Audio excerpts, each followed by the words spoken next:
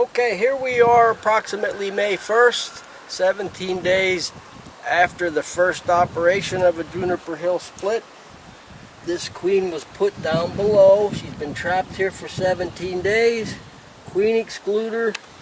This area's got a lot of honey in it now. It became broodless. When you go to the second operation, to split your colony, you will need a bottom board and another cover, because you're going to have two hives involved here now. The brood in that is going to get spun around facing the opposite direction. The parent colony now flies out that way. So we got to go all the way down here and try to find this queen and drop her into this. So I'll show you how I do the second operation here.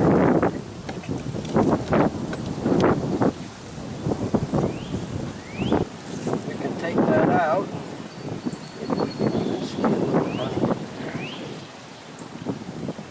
That's got a lot of nectar in that, predominantly from Danenhower.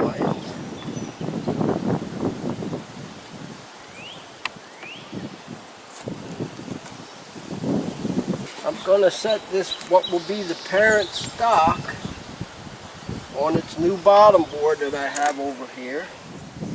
This is what we now call a set aside.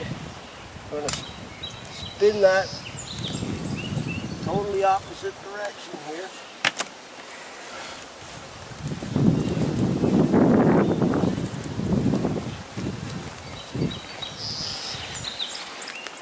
Now quickly get your parent stock in place so the foragers have a place to go to.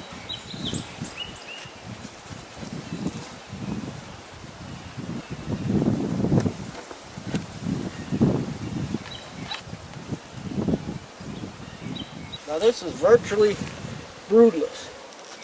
Queen's been trapped down here for approximately 17 days. We're going to find her, drop her in here, and what we have done really is swarmed these bees on our timetable.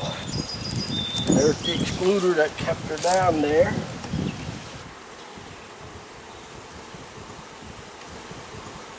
Alright, there's our clipped and marked queen.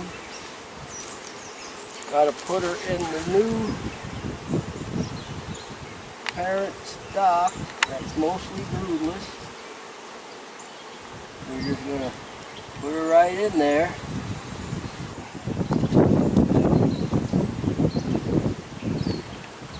Now we get these two hives back together here.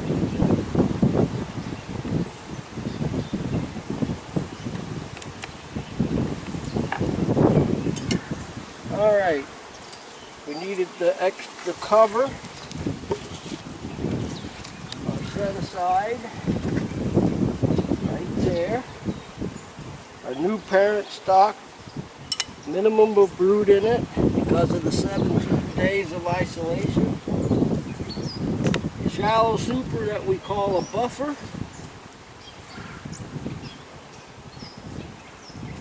The buffer I use, you can make comb honey over one hive body. I like the shallow super. It helps keep pollen out of the comb. I was having a little trouble getting pollen in the comb supers. This bigger area for a brood nest eliminates that problem. So I like to use the buffer. 40 Hogg cassettes for a 10 frame hive. We'll put that on there. And with a little bit of luck, the honey flow continues. They kind of explode into this relatively real quickly.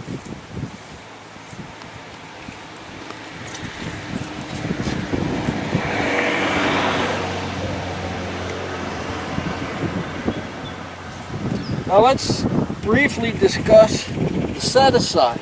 The set-aside is now queenless. It is perfectly capable of raising its own queen.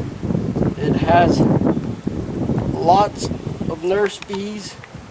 A lot of times when you isolate the queen down below for 17 days, they start to raise queen cells.